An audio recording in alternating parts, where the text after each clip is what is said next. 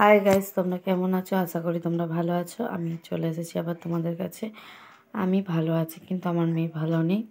আমার মেয়ের খুবই জ্বর আসছে আজকাল রাত্রির থেকে, কাল দুপুর থেকে 101 জ্বর আসছে। হ্যাঁ, 101-এর ওপরে জ্বর উঠে যাচ্ছে, জ্বর কমছে না। ওষুধ যেই খাওয়ানো হচ্ছে তারপর জ্বর কমছে।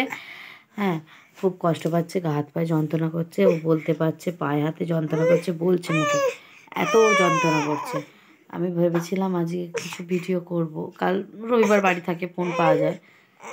এখন ওর বিরক্ত লাগছে, ওর এত কষ্ট হচ্ছে, ও তো রাখতে পারছে না। প্লিজ তোমরা একটুখানি ভগবানের কাছে প্রে করো যাতে ওর ভালো হয়ে যায়। আর খুব ওর যন্ত্রণা হচ্ছে, অসহ্য হচ্ছে। কাল রাত থেকে ওর খুব কষ্ট হচ্ছে, কাল রাত থেকে ওর আরও অসহ্য যন্ত্রণা হচ্ছে, আরও হচ্ছে, থাকতে পারছে না একদমই। হ্যাঁ, আজকে ডাক্তারবাবুকে ফোন করেছিলাম, ডাক্তারবাবু আজকে চেম্বারে আসবেন না। সেই জন্য ডাক্তারবাবুকে হোয়াটসঅ্যাপে কিছু পাঠিয়েছিলাম, হোয়াটসঅ্যাপ করতে, প্রেসক্রিপশনটা হোয়াটসঅ্যাপ করতে কিছু ওষুধ দিয়েছে। এই যে এইমাত্র ওষুধটা খাওয়ালাম, এই যে ক্যালপল এই 20টা এটা লিখেছে। আর এই যে লিবোনিন, এটা ওর অ্যালার্জির ওষুধটা লিখেছে। আরও ওষুধ এখানে এতে রয়েছে, ওই এর ভেতরে দেয়াল আলমারিতে। ও শুয়ে রয়েছে বলে দেখাতে পারছি না।